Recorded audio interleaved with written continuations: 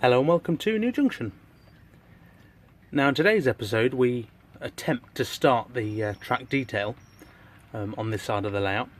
I'll be doing that with a few simple things. As you can see on the baseboard, if I take you a bit closer, this will come in the form of Wills Kits relay boxes. We've got the Peco dummy point motors, and again more Wills Kits cable trunking packs. And you can see, you can guess where I'm going with this, and we're going to try and simulate all the wiring and all the cable trunking. Now the kit's straight out the box. Obviously the relay boxes and the dummy point motors come in a lovely sort of dark plastic grey, and then the cable trunking comes in this almost beige colour.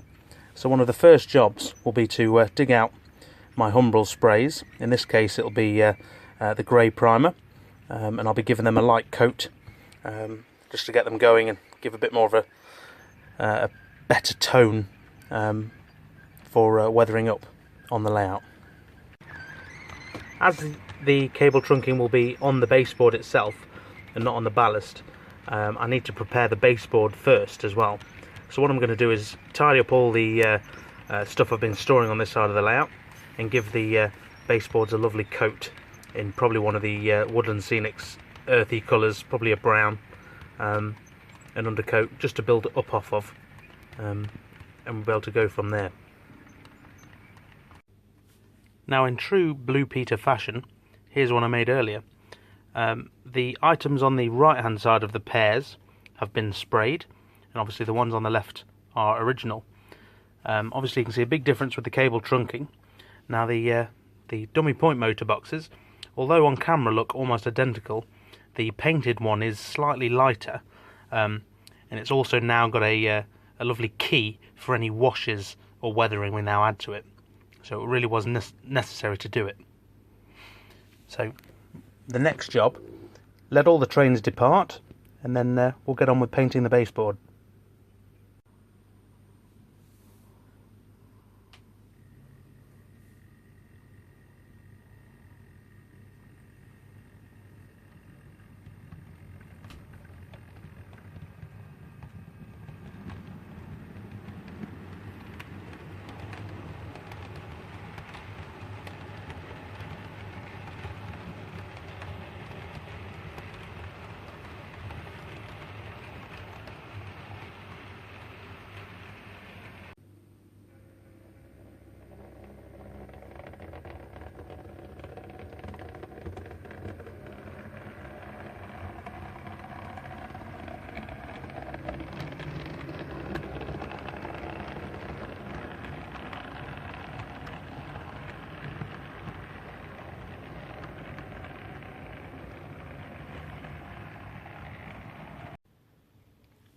Right, so the layout has been tidied as best as I can, and now we're on to the painting.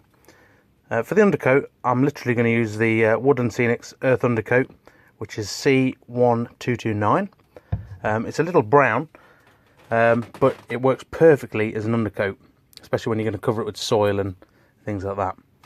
I'm going to start off by painting the back first, just to save me leaning over the front and getting covered in paint, and then just to stop the paint touching the sky, rather than tape it all up, I'm just going to put a piece of cardboard against it and quickly go over it. Nice and easy.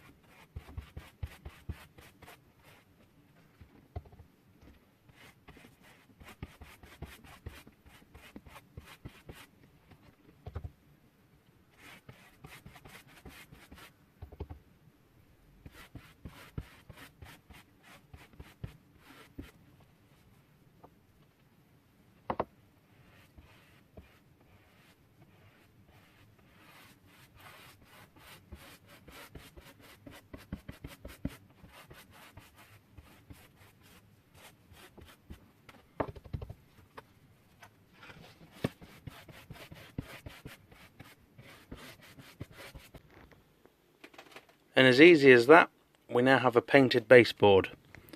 It really does highlight the track.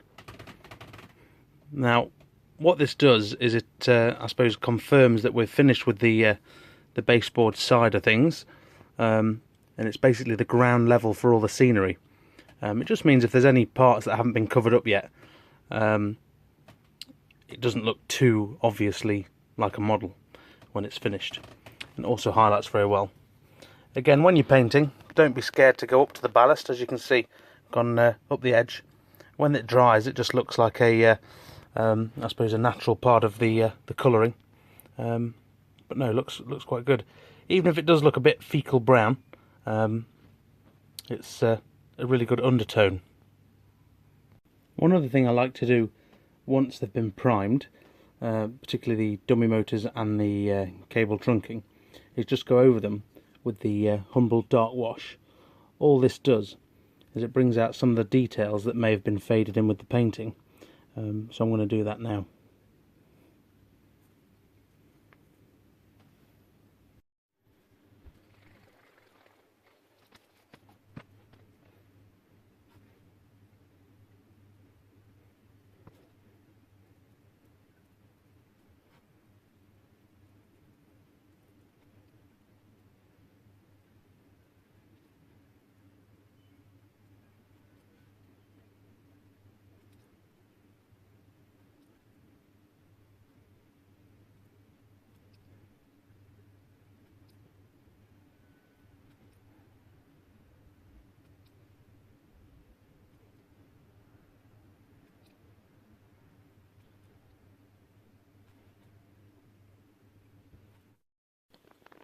Now, it may be a super simple process just to prime them and stick some dark wash on them, but as you can see from the left hand side versus the right hand side, which is the obviously the unprimed version, it looks far more realistic with the random dark wash on them, and it'll look great on the layout.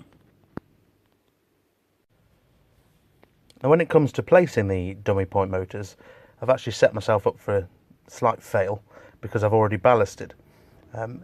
It's nothing too serious, mind.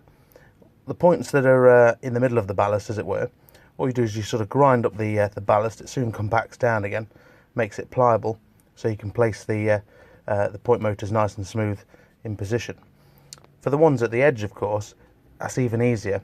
With a razor blade, just cut out the adequate space for the point motor, and then using a spare bit of cork, just to raise them up to the right level again. And then, hey presto, they all fit.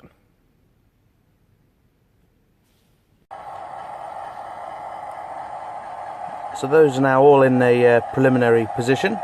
I'm just having a play with the trains before I glue them, just to make sure nothing's catching, and all will run smoothly. Because the last thing I want to do is glue them all down and then have to rip them all back up again. But it doesn't look to be a problem at all. As you can see, straight past them, miles away from them. But it's always worth checking.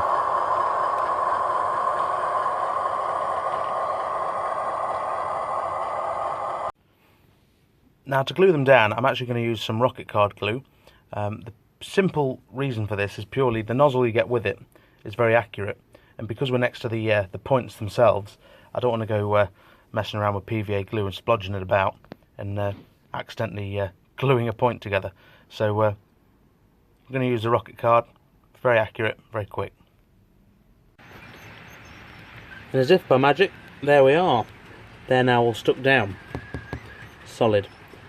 All that needs to be done now is I need to go over things like the cork with some glue and some ballast, and then, as we see on the opposite side, where I've cut out the current ballast, just fill in the gaps that may have been left, any dents.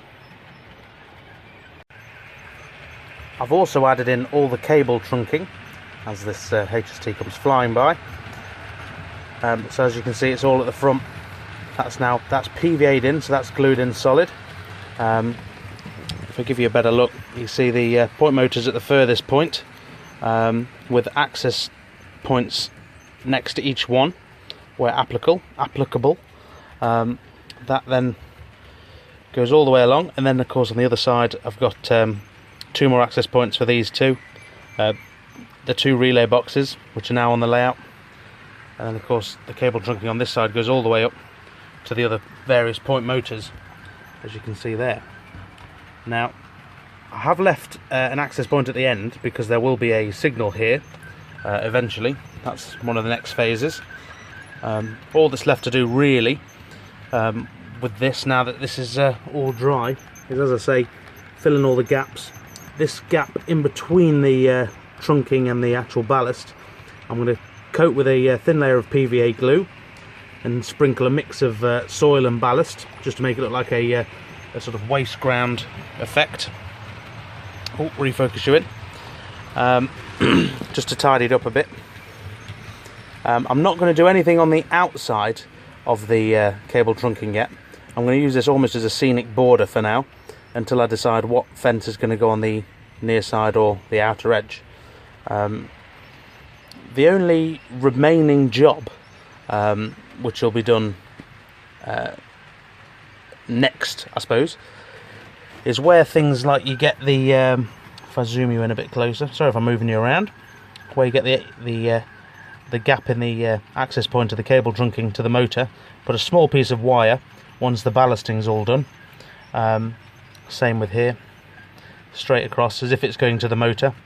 And then of course where it's got to travel through some tracks, I might actually use, where there's no sleeper or the sleeper didn't quite fit, I might channel this out and put some of the orange cable in, but that's for another video. So that's now done. Hopefully you can get a wide shot of that. You can see all the point motors and cable trunking in place now. It's a very small detail, but it really has changed the effect of it all. Of course, along with the layout being painted, the actual boards, I feel some real progress here. But as ever, thank you for watching, and I'll see you in the next one. Take care now. Bye.